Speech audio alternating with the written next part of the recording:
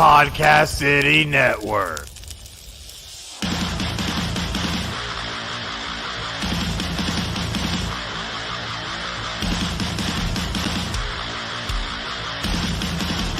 This is Brad Chandler, and you're listening to The Brad Chandler Show.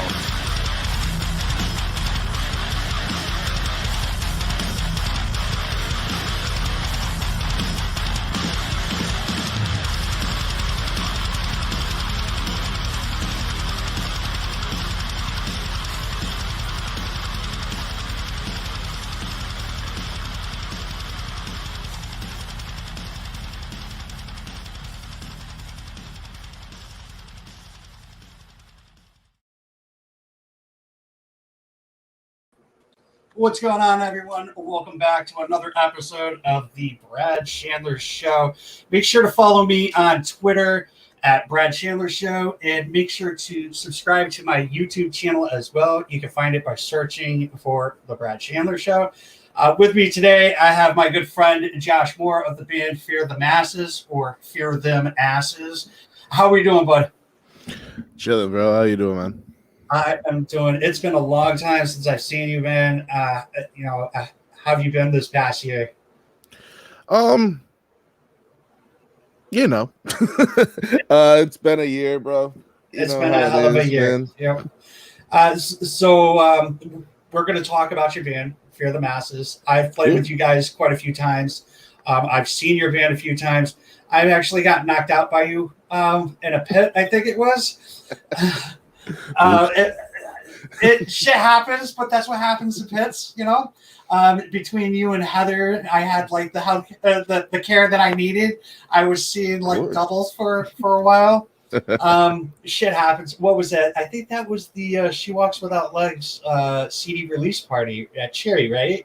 Yeah, that'll happen. Yeah, when She Walks, yeah, that'll happen. Yeah, that'll happen for sure. Between there was another time. What was his name? Paul.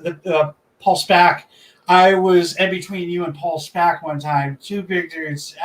I picked the wrong people to be in between. And I was being tossed around like a fucking ping pong ball there. Oh my god. Yeah, that's wrong two people for sure. Neither of us are small humans. No, not at all. So let's start talking about Fear the Masses.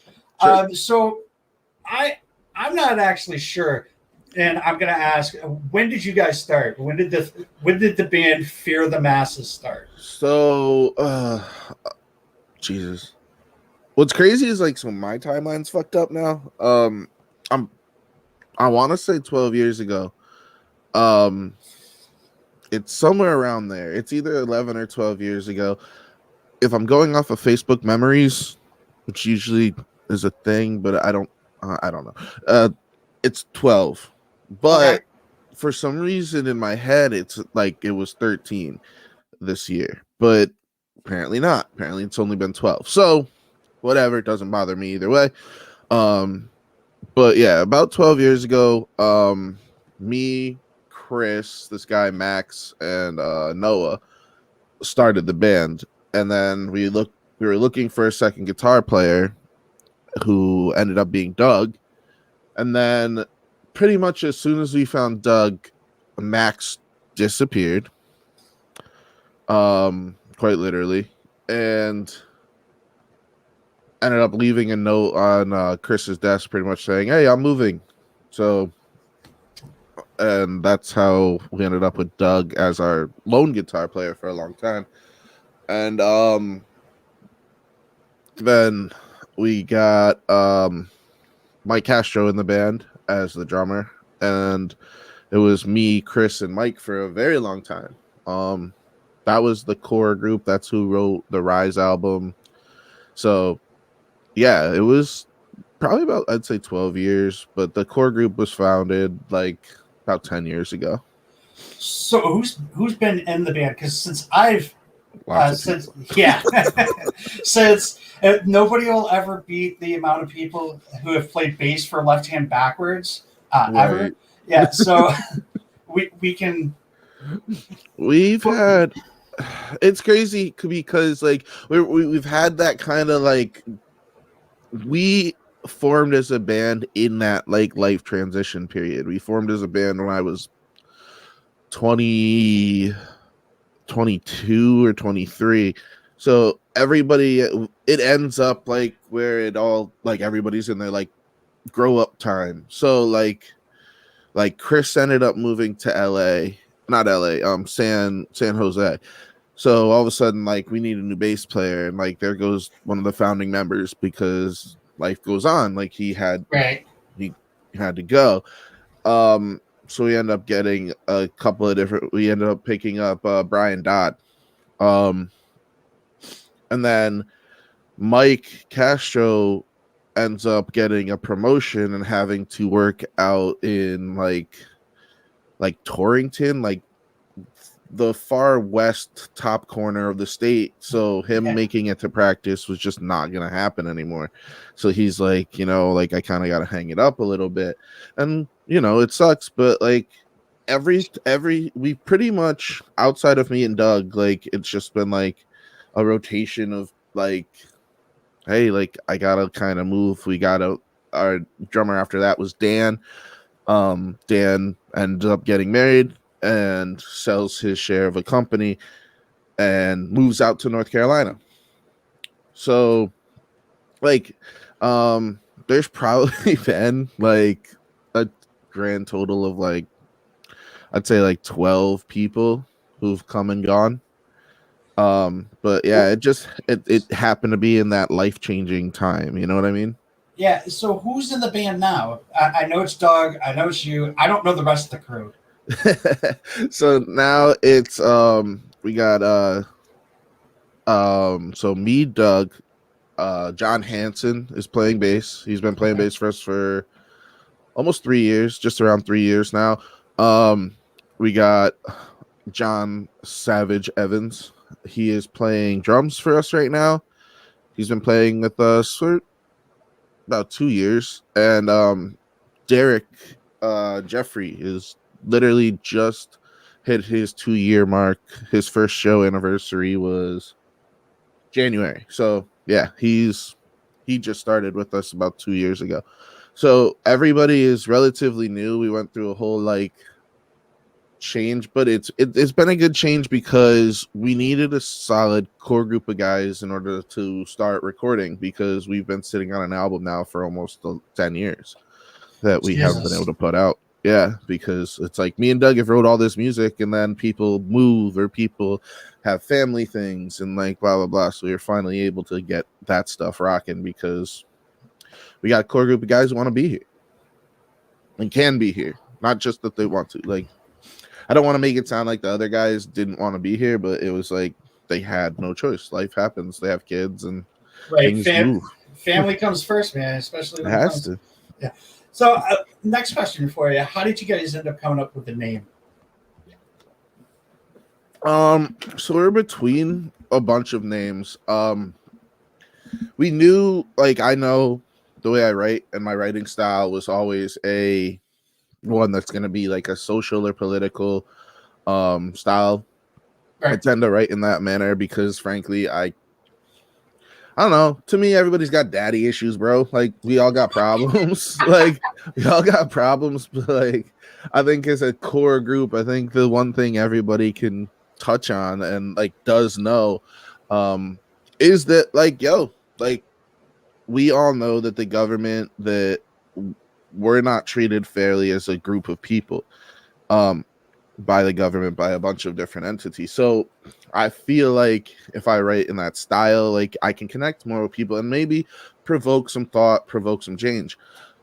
So when we sat down to think about the name, it was, I think Max at the time, he came up with like came up with a really bad name. I think it was Mob City or something like that. It was just something weird, and like it just never sat well. And then I went to practice. It was on a Sunday. I went to practice, and in the morning on Sundays is Face the Nation. Yep. It's so for whatever reason, I'm like rocking with like that like dynamic on my way to practice. I'm like thinking about like that I'm like, what about Fear the Nation? What about like, and then like, Chris was the one who spun it into Fear the Masses, because like, because people rather than the nation, like, let's not make it just our nation, but every nation, like, you know what I mean? Like, let's make it broader. So that's how it kind of came about, was like between Chris and me watching a bunch of old people talk politics on a Sunday morning. I gotta admit, man, I don't do the whole politics things myself, but I hear it in your lyrical content. Talking to you on a regular basis when we were going to shows and stuff, we weren't just talking, music. I mean, that's typically what we were talking about, but it would end up talking into the politics and stuff, and I could tell that's the way you were going with your with that. And with the next question, you've already kind of touched up on it.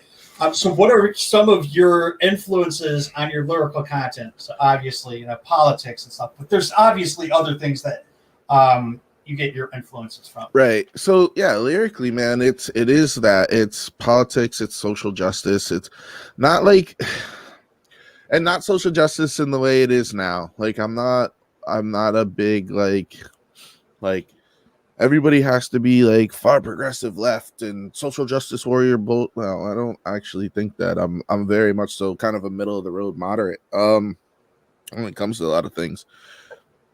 But if I see wrong in the world, like, that's where I'm at. Like, so, like, obviously, like, you have like people like Zach De La Rocha. Right. You have like Surge, from System.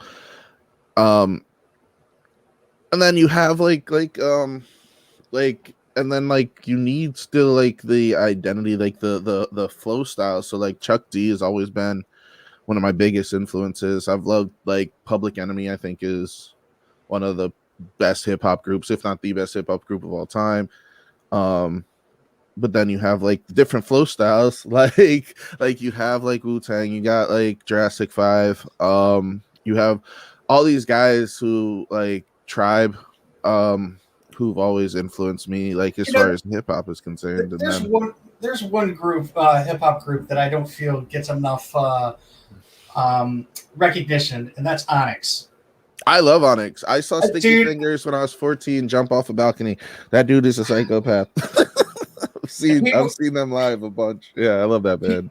People talk to me and they're like, oh, you're just a metalhead, whatever. Dude, I listen to some fucking shit, and I'm tired of these people like, oh, you bring up Onyx to somebody and they're like, oh, all they're known for is slam. It's like, dude, that was probably one of their worst fucking songs. I referenced Shut 'Em Down in Make Me Your Leader. Like, I'm going to have to listen to that. I'm going to definitely have to hear that. At the end of that first verse, or the second verse, I say, we're gonna have to shut them down like Onyx to get straight to the top. Yeah, I'll have to listen to that because I didn't catch that the few times I've actually heard it. But like I was saying, man, like people talk about slam and whatnot, and I'm like, dude, that's like one of their worst fucking songs. And I think one of their best, I think their most underrated album was All We Got Is Us. Yes, 100%. See, what's crazy about Onyx though is because that was the only song I think you really could put on the radio. On the radio, like pretty much if you thought about it. And then they put fucking Biohazard on it. Yeah, it's like they had no choice, but Slam had to be the one. And then Sticky became fucking the TV series Blade. And he became Blade, and I fucking got hooked on that simply for the fact that it was Sticky Fingers. You had him. You had Q. Was Moesha's girlfriend in Moesha. When people ask me and they don't hear me say like a Wu-Tang or a Bone Thugs and Harmony or NWA, like I like all of them, but I tell people I'm like my favorite rapper is Sticky Fingers, and then my favorite rap group is Onyx. Dude, I can respect it. That's what's up. I mean, like, you would never tell by like Of the course. music I listen to. I'd be like, Yeah. I grew up on Onyx. So Understandable. who were some of your other influences as a vocalist? Not just your lyrical content, but you talk about Chuck D and some other hip hop artists. But who, like, you're in a metal band, so you have to have some metal influences. It's weird, right? So like, I didn't really get into metal until I got into football and taking football more seriously. Really, it was a sport that got you into it. So what it is I mean, look, like, watch the program and watch how like that movie, and watch what's going on in the weight room. It's a bunch of these big dudes listening to fucking Slayer and Metallica and AC/DC and just like all this like all old school kind of metal. And it's like, it was like, eventually you just get into it. Like, it's like, you don't like, Right. like, it's like all of a sudden you hear one track that resonates. And I think the first one was Freak on a Leash by Korn. Okay. Was the first one. I was like, oh, that's different. That's kind of cool. That's like, it's not just like, don't want to call like Metallica derivative, because they weren't derivative. But to me at that point, I got you. like, I had heard so much other music, it was like that felt derivative, even though like they were one of the first people doing what they were doing. I just didn't know. So then I heard Denial by Seven Dust. I heard that like early morning one day. Like, you know how like MTV before you go to school would have just videos playing in the morning. And so I had that on while I was getting ready for school or whatever, and Denial came on. I was like, you can do that on metal? Like, you could like R&B sing on some metal? And like Lejean became like my metal like guru, like how I would try to place my voice, because before that, like, I did a bunch of R&B. I was doing like R&B, like opera, like all that stuff with music. So, and like even gospel at some points in my life. So it was like, to hear that on top of metal with him became like, oh wow, I can, like, we can do that. You know what I'm saying? So like Lejean from Seven Dust, Chino from the Deftones, who else? Obviously, Jonathan Taylor. Yeah, like Jonathan Davis. Why did I say Taylor? Wow. I was thinking of Jonathan Davis and Corey Taylor all at the same time. Bro, you out here watching The Lion King? Like, what's going on, bro?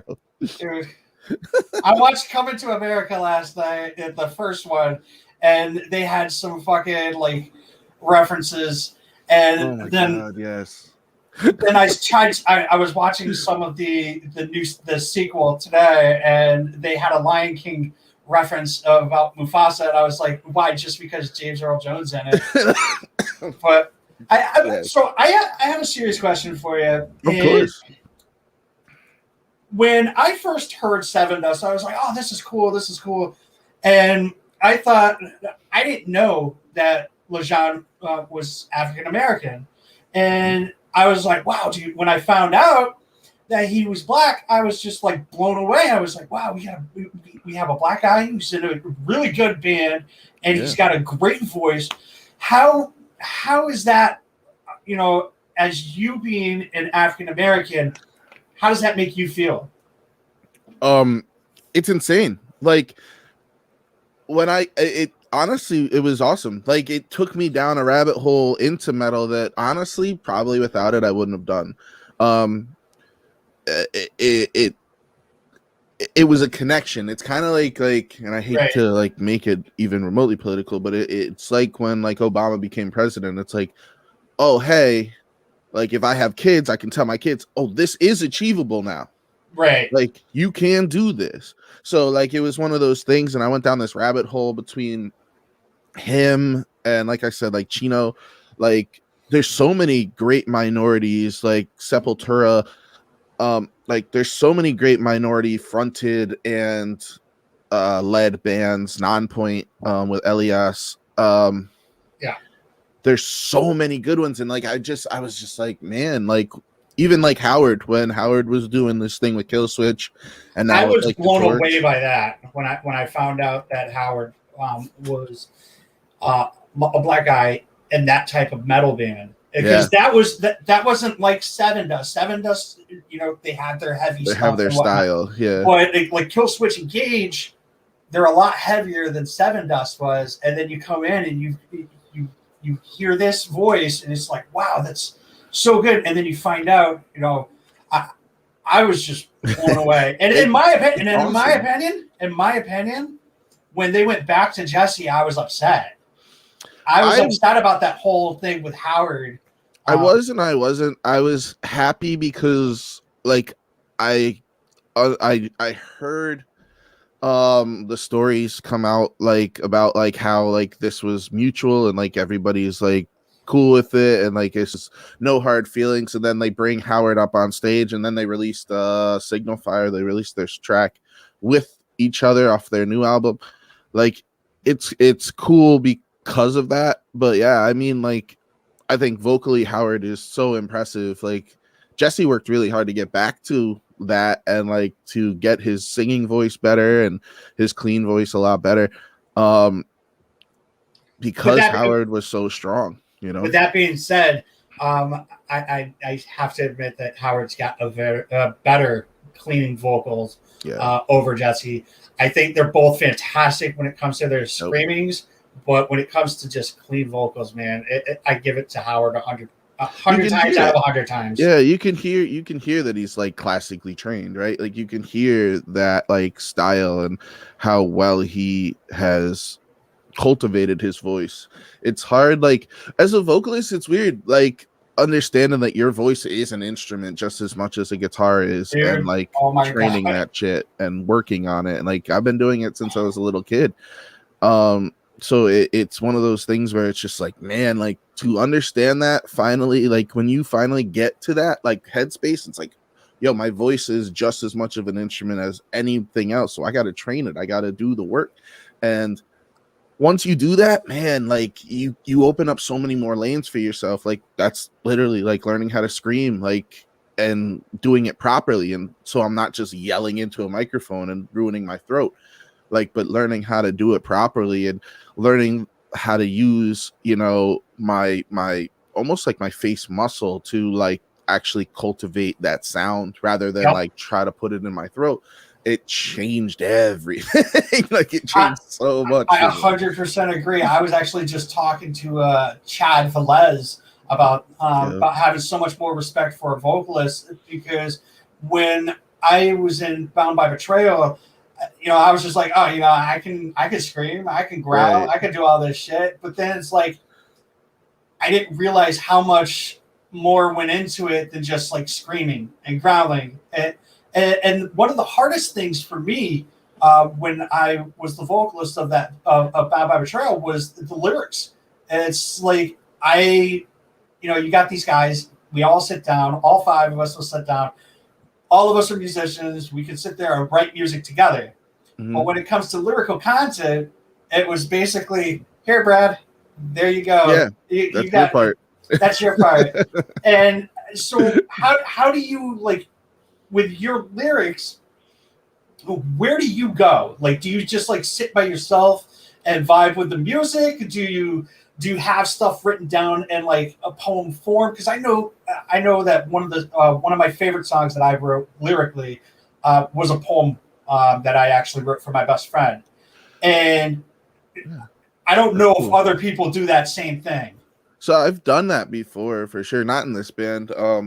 A band before this called The Story Goes. It was more of like a Incubus style, like kind of poppy, more poppy style music. But I've definitely done the poem thing before. For me, I need something to click. So usually it'll be one line, like somewhere, usually it's the chorus. And once I get that, then I'll sit down and write around that. But I need that click, man. Like you gotta have like that, like something that's catchy, something that's like there for me. Like, cause otherwise it's like, I guess like it comes down to like you figured it out, but if if you hear it and it sounds like it's supposed to be there, then the audience, when they hear it, it'll sound like it's supposed to be there for them as well. You know what I mean? Right. So like that's where my headspace goes. So like usually while they're writing and stuff, which we're doing right now, we're doing a lot of writing because there's no shows, so fuck it, we might as well Right. write some music. So when we're doing that, they're playing constantly and they're like running through riffs and doing all this stuff, and like I'll sit there and I'll just kind of like flow off it, or like feel out where I fit, whether it's singing, rapping, screaming, like whatever I'm gonna do. I kind of just let my brain wander and like let it feel out the track and feel out what they're doing, and then eventually something will click. So it's usually I hope usually it's the chorus, because usually if it's the chorus, then I'm gonna have a banger. If it's something in the verse, we'll have a good song, but it won't be the same thing. You know what I mean? Because the people connect with the chorus, Brad. The people rock the chorus. It is true. I mean, I know that some of the courses that I've listened to throughout, my time listening to music, obviously, I connect more with that. But in all honesty, for me, I get the people that are like, oh, how can you listen to that shit? You can't even understand it. Sometimes I don't listen to it for the lyrical content. I don't listen to it for I listen to it for the music and the vocal patterns. Yeah. So when you're coming up with your vocal patterns, do you go along with the music and you sit there do you sit there and record the music on, like, say, your phone, and then sit there and listen to it for, like, I don't know, hours on end, try to write something, try to make yourself go crazy? Or do you just, like, you think to yourself, you listen to it once and then you're like, all right, this is what I'm going to do, and then you write it out? Both. So like I've definitely done both, right? But I think the majority for me is I'll do like I said, like I'll listen to it like while they're playing it, and I'll kind of like go back and forth in my head, just like if I'm even doing like da da da da da da da da da da da da da da, like even if I'm just getting the rhythm in my head, yeah, and like trying to get that first, and then I'll fit that syllably, like when I sit down and actually sit down to write, like I'll work the pattern out before I ever write down any lyrics. Oh, wow. Yeah, because if I don't, I end up writing to nothing.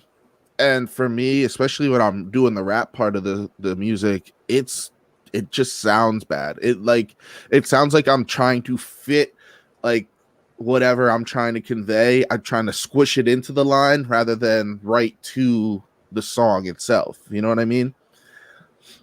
Yeah, the whole like sitting there and listening to the songs over and over. I was actually talking to somebody about this. It's like, I remember when Bound by Betrayal came out with their stuff.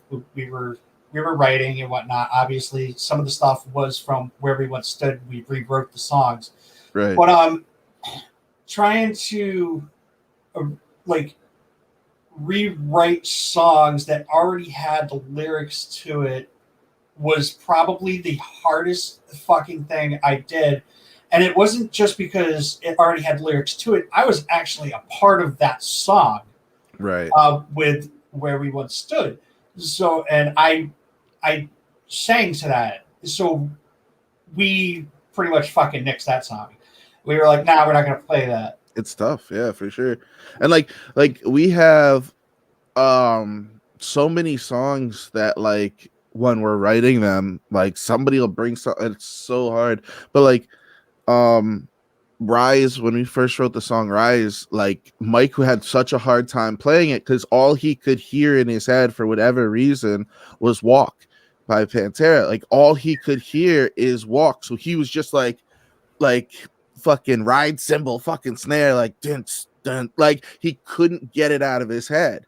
And like it took forever. And like I've done that lyrically where I'll just be like, yo, this song has this like non-point feel to me. It's like Bullet with a Name. It's just in my head now forever. And it's like, how do I get rid of this thing? And like, so if you were a part of a song, forget it. And you're trying to rewrite it. It's like, you already know how this quote unquote should go. And like, it's like, no, now I have to come up with something completely different. It's gonna be hard to like just get that sound out of your head. That we sat, I think we tried for like 2 months to try to rewrite one of those songs, and I was just like, it's not gonna happen because I can't do it. And if you guys want to help me, I'll be more than happy to sit here and like take some yeah, you know. But I'm done. I'm not doing this. The other thing, as a musician, and you know, I'd like to hear your point of view here is, okay, so you write the music, right? You and the guys write the music. You guys practice it once, twice, 3 times a week, whatever it is, right? For months on end. Then you have a show. A person hears it for the first time, and they're like, oh, that song's so fucking awesome, blah, blah, blah. A year later, you guys play again, and the same person sees you for the second time, and they're like, well, why didn't you play that song? Well, you know, we've played these songs 1,001 times before you heard it the first time. So imagine how many times we've played it since then. Imagine playing Make Me Your Leader, literally, for pretty much when Doug came into the group. That was like one of the first songs we wrote. We wrote that and Crosshairs with Doug.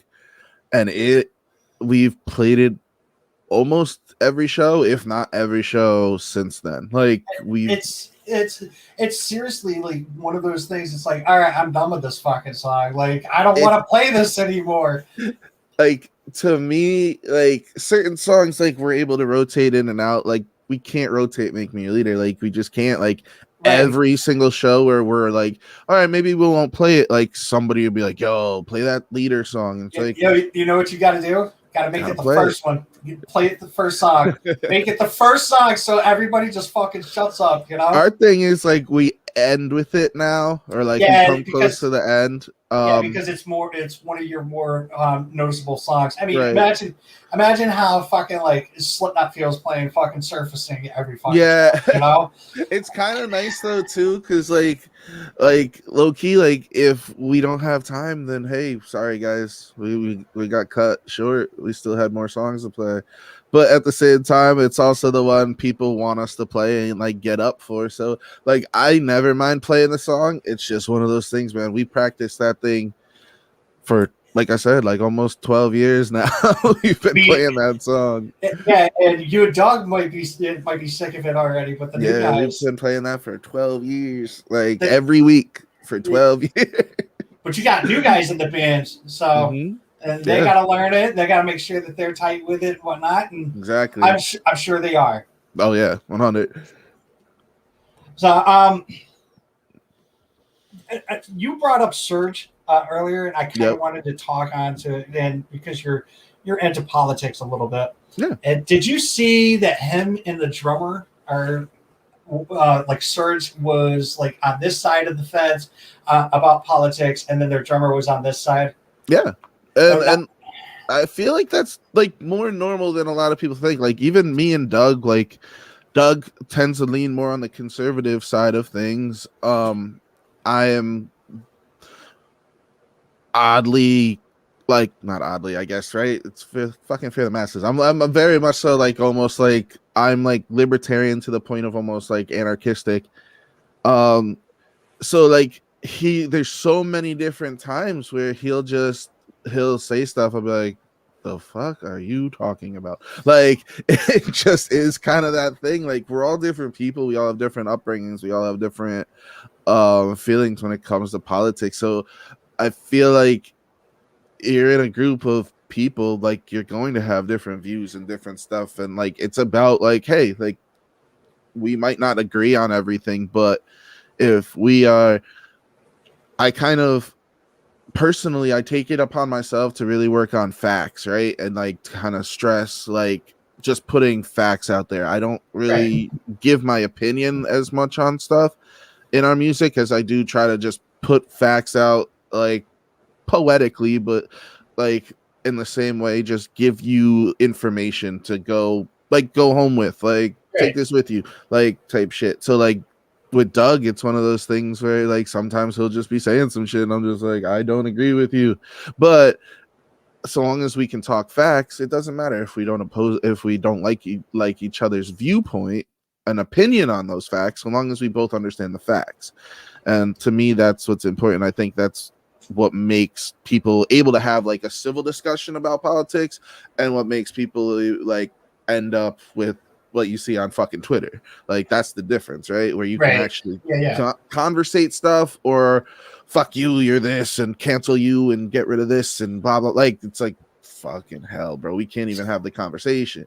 It was I don't know if you remember this, but you and I kind of gotten into it before, and it wasn't on a purpose situation. It was because, obviously you remember about my friend who passed away.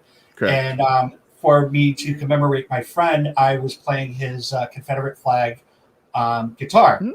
And I didn't put to account of what it meant to someone of your stature. And I wasn't doing it to be offensive. I was doing it to commemorate one of my buddies. And one of the very first things I did, I was actually talking to Chad Velez about this, who's really good friends with Melvin Rivera. Yeah. I was talking to him about this. I was like, the very first thing I did before I actually brought that guitar out, I went to Melvin and I asked him, I was like, if this upsets you, please let me know, because if it does, I'll make sure to leave it out. My only thing was I wanted to use it to show, commemorate my buddy who that was his guitar. Yeah. And I remember one of the times, one of the shows I played, I saw you up front, and then you saw me pick up the guitar, and then you walked away. Yep. And you didn't watch that song. You came back after we stopped playing that guitar, that song. I didn't understand it, and then it's like now, like I was telling Chad, I was like, I would never play that guitar now, and not out live, because of everything that it means. With the fact that I'm from the South and everything, I don't want to be associated in that demeanor. I don't mean to sound like the stereotypical white person saying, "Well, I've got black family in my family," but I do have cousins in my family that are black, so I don't that type of shit. I don't want to commemorate. I'll still commemorate my buddy. I'll still play the guitar because it's a beautiful fucking guitar. I just won't play it out. Yeah, like, to me, like that, like, to me, like, well, like, first and foremost, as far as the story goes, like, I didn't know either. Like, if I had known, like, it was your buddy's guitar, like, I might have, like, stayed. If I had known that story of it, like, I learned the story after the fact, but like, if I had known at the time, I might have stayed, because now I know, like, then I would have known, like, why you're doing it. Yeah, it had a different meaning than what you thought that it meant. Right. But for me, like, just like simple, like I am very active in community protests and things like that. Like, I feel like if I'm not, like, you gotta walk your walk, right? Like, I talk all this shit. If I'm not out there actually doing the protesting, actually trying to talk to community leaders, it would just be kind of stupid. So like, I'm definitely like that particular situation is one where it's like just a very calm, easy way to protest like that one thing that I disagree with is just don't be present for it. So like, we did actually end up talking about it afterwards. Yeah, because I was like, well, what the fuck, dude? Like, I'm always at your show. I'm always like, I try to be up front when you're playing and whatnot. and then you fucking literally just walk away. Like, fuck you, dude. I wanted to know what the hell the problem was. And after we talked about it, I totally understood. And I don't think I actually brought that guitar back out. Yeah, it's just like, to me, like I said, like, it's just the easiest, simple form of protest is just don't be present at times of things you don't agree with. And so, like, that's all I did. Like, I just walked away. I was like, all right, well, good time to go get a drink. And like, I went, got a drink. You were done playing it, came right back, enjoyed the rest of your set. Like, it's one of those things, like, to me, like, certain symbols are always going to have a negative connotation. Absolutely. And it's unfortunate because that's not always what their purpose was. Right. And like even looking at things like the swastika, it was stolen from Buddhism. Like it was stolen from a symbol of literally that means hope to now the most like negative symbol in all of humanity. Like you can't look at that and not feel some type of way for most people. Absolutely. And so like all those symbols have their connotation, and so like for unfortunately like for people, most African Americans are going to look at the Confederate flag and feel some type of way, and it is like just how that is. Like I have family, like my whole mom's side of the family is from like West Virginia. Like they moved up here when she was 17, so like my whole family like on that side is so Southern, so it, like they have this whole like they like literally will call like they would call you like a Yankee. Like my grandfather would call you a Yankee up and down. Like it doesn't matter.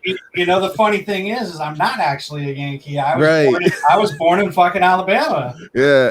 It's like just that thing. Like it's I understand like the culture, so I try not to like hate on it too much, but like there are still those, like I said, like that negative feeling that comes about with those things. It's unfortunate, and that type of shit will probably never end up leaving. It's because hatred is taught. It's not, it's not something that's, learned. I mean, it is learned, obviously, but it's not like it's not inherent. It's not just I'm not gonna. It's not gonna be in my blood.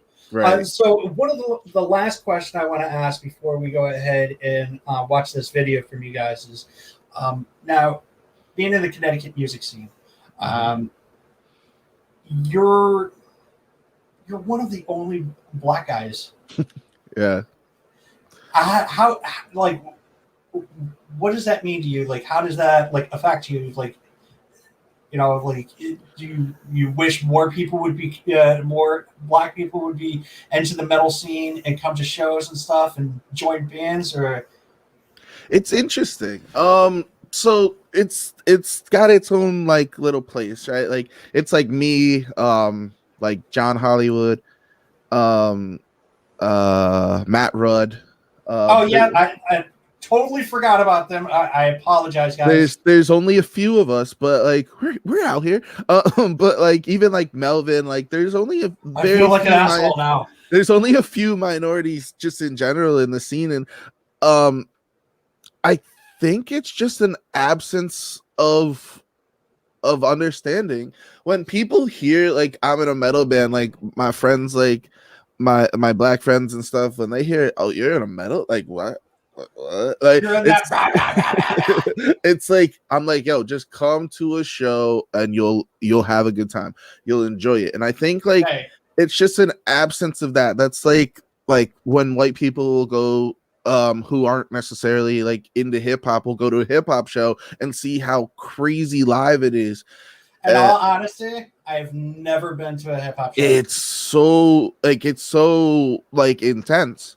It's just as intense as a metal show, and like, but you don't know that until you're there. And I feel like that's the difference, right? I feel like if people were more open to branching out of like just their little safe like spot when it comes to things, they'd enjoy it a lot more. Like when you just listen to a metal record, like if it's not something you're into, like you said, it's like it's just like, whoa, what the fuck am I listening to? It's like just in your face and loud and shit. But if you go to a show and you see like the community, like especially in Connecticut, man, I cannot stress enough how unbelievably awesome like so many people are in this community. How like the people I've met who have quickly become lifelong friends, like just within 15 minutes of meeting them, like like the list is huge. And it's like it's so nuts to have that community, man. It's fucking so good. Like, but it's one of those things where if I never played in this band, I never would have shown up to a metal show ever. Like, and it's not because I didn't like the music. Like I would like secretly like be like chilling in my room bumping some fucking Deftones or some shit. Like, but I wouldn't like when my boys are over. You know what I'm saying? But when your boys are over, it's like, all right, fine, throw on that fucking new Drake. It's like, like it's one of those things. Like, You know what's funny? You were talking about some of the people that have been like lifelong friends and whatnot, and I believe, I believe the same thing as well. I've had actually quite a few of some people I consider my lifelong that will become lifelong friends on this show. I've had Travis from the Operation. I've had Aaron Bucks. I've had Pat and Dustin from We Are Nothing and Bound by Betrayal. I've had Marissa on here. And so Marissa, man. Oh the my list God. goes on and on, man. I've had Mike Randazes of Our Own Destruction. Yep. I've had Paul Spink from Left Hand Backwards.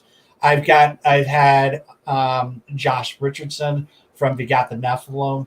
You know, it's awesome that like these people have allowed me to bring them onto my show and to talk about their lives within the music scene. And I appreciate everything that I've been able to achieve, not only as a musician, but as a person because of all of you people. And exactly. It's like super cool because you and I have, you know, we've had our problems. Nothing like serious, nothing like I'm gonna fucking kill you or anything. It's just like disagreements and shit like that. But we're still friends, you know. We'll still bullshit, we'll still chat, we'll still go to shows together, you know, and shit like that. And I appreciate that. And I believe that the Connecticut scene, not only the Connecticut scene, but the Massachusetts scene as well. Because if you remember, I tried connecting them. The Mass Connection. And it's just nothing but absolute. It's an absolute pleasure to know everybody that I have met through, and you are actually one of those people that I'm really happy that I have met. Same, man. Like it's like I said, man. Like it's one of those things where, again, like if you don't come out and be a part, just one show, I guarantee motherfuckers will be hooked. Like I guarantee it. It is so different. It's such a different vibe than like quote unquote you get from the music, right? Like it's going to a live show is not like you can sit here, you can watch videos, you can listen to a fucking CD all you want and shit, but the minute you go to a live show, dude, it's completely different.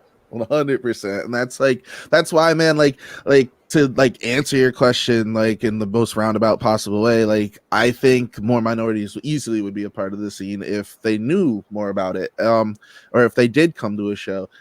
I'm proud of being one of the few minorities in the scene. I really am. But I'd love to see more of. I'd love anybody to have a good time. Like if you like music, like I was a music theory minor in college, like when you start listening to metal and all of a sudden realize that all the stupid little nuances, the different fucking chord progressions, the time signature changes, there's so much fucking music theory in metal. And that's kind of something I fell in love with. Was my nerd side was just like, oh my God, like this is so different. This is actually music theory. Like this is more jazz and blues based than most any other music. And like all of a sudden you're like, man, like as a minority, you're like, hey, that's kind of cool, like to see like these jazz and blues elements that was our culture now used in a different culture and used differently, but still having like its own thing. And it was really cool to me. And like I think more minorities like can connect to that if they're presented with it, right? So I always urge people to come to shows. Like even if it's not necessarily your thing, come to a show. You'll meet some people like yourself, like who will be just so welcoming and so amazing to everybody there. Like you're gonna meet some, like I said, lifelong fucking friends, man. And the best thing about most of the shows are they're about $5. It's it. It's so awesome. I mean, like, if you can't afford a $5, you know, all right, let's go to a show, $5, even if it's once a month. Go have a couple drinks, party with some people, have a good time. Yeah, man. That's how I didn't know you until I saw you guys play the show. Right. So if it wasn't for me seeing you guys, who knows what would have happened. Josh, I appreciate you coming on and talking to me about your band. Man. Thank you so much, bro. Give a plug out to where people can find your music and find all of your stuff to do with your band. Sure. So we're literally on anything as far as you want to pick up the Rise album. It's on Amazon, Spotify, Tidal, Xbox Music. Xbox has music? Yeah, Xbox Music, the Xbox Music app. Like, we're on literally all of that. So it's a quick search, just search Fear the Masses. We have a new single out we put out last summer in lieu of some of the events. I had written a song about police brutality and that sort of thing, and I had written that 6 years ago. And then everything happened with George Floyd and all that stuff. So we decided to release the song Tipping Point. We decided to release it early because we're sitting on a whole new album of music right now. Okay. Pretty much just waiting for the COVID shit to stop so we can have a CD release and get all you guys out there and you get it for fucking free. But on fucking Bandcamp is the new single. You just search Fear the Masses on Bandcamp and we come up and listen to Tipping Point. Hopefully you guys dig it. It's kind of our new sound. It's a little bit heavier, still has those blues and jazz elements that we put in a lot of like our groove, you know what I'm saying? But it's definitely a little different, and it's kind of the beginning of that new sound for Fear the Masses with all the new guys. So like definitely check that out. Actually, would you like me to play that song instead of Sure, if you wanna play that, yeah, that's great. Okay, so I will pull that up. Give me a quick second here. And I will just end up muting you and myself. So give me a sec, okay? Yeah, do your thing, bro.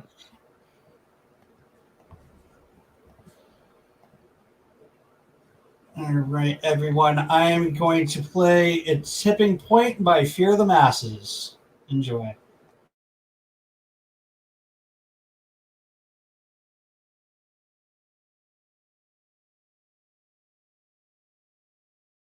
You my poser when I want freedom. You my poser when I want justice. You my poser when I want equality. Want me to go somewhere and fight for you? You won't even stand up for me right here in America. For my rights and my religious beliefs. You won't even stand up for me right here at home.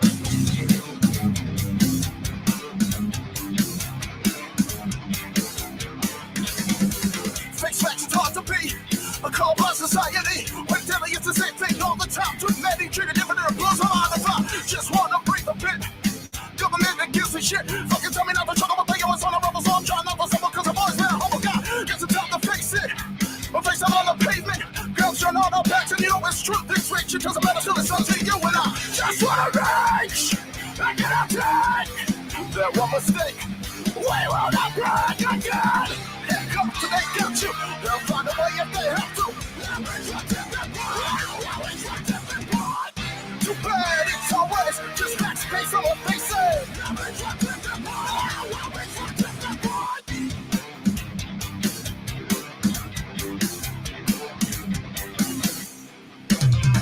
So they wanna make us out like it doesn't happen now, but we can see it's a system problem. Look back and see if they ever solved them. Never justified in the homicides, and that's what they are. So we'll make it clear as long as they say it was culpable. So what is left to do? Guess it's up to you.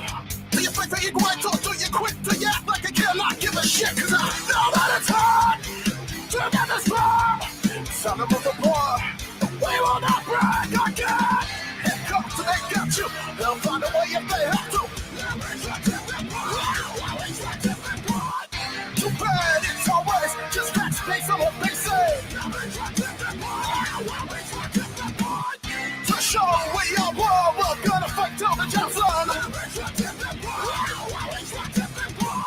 Just business, no fun.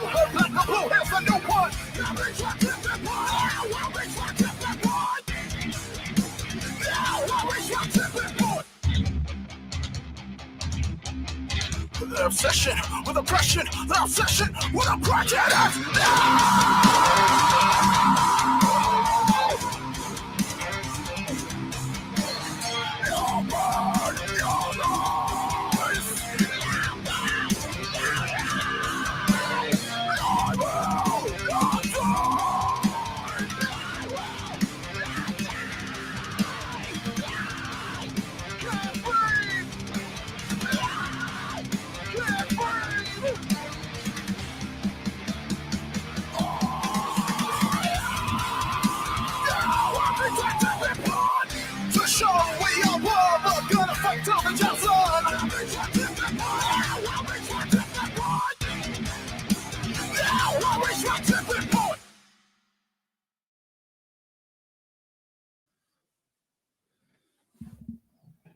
Badass song, bro. I love the new sound, and Thanks, bro. I like the fact that it actually had the lyrics with it.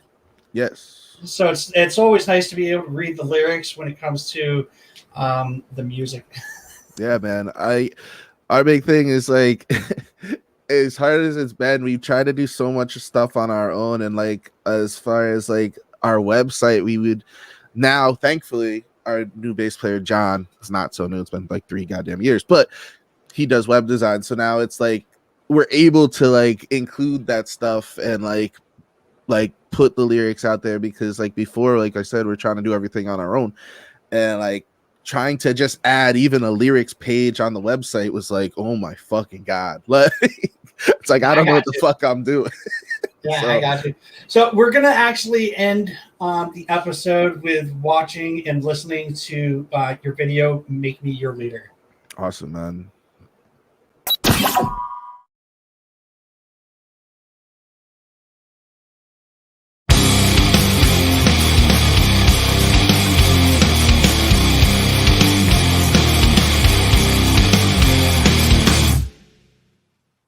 As I look out on our people, the pain that we feel, it has no equal. 100% minus one, but they're the people. We are the strong, they're fast, we are your leaders. The front is strong, put soul, culture, told Adidas. They can't defeat us, no, then who will lead us? I'm ill, no matter professional power, strong enough to fit the bill. If looks to kill, this real will make you ill. Have you down with the sickness, they deserve to feel real now. The ashes, what I'm breathing, is like Iraq and 9/11, with just instances. Never mind what our economic condition is. Revolution's not alright, it's what our mission is. If you make me your leader, they held you down. Now it's time to break back, break away. United our people and fight. They broke your will. Now it's time to break back, break away. United our people and fight. They fought you over. It's time to break back, break away. United our people and fight. They have no honor. It's time to break back, break away. United our people and fight. As I look out on our people, they finally recognize the evil. Time to come together, let it be just like a beetle. Giving up this learning, shown through our funk, Tony. Chris the Rock got hip hop to make us focus now. Who is scared? Who they fear? Put on the power to rise now and give them microphone. Throw up that peace sign like Vendetta. With a grenade.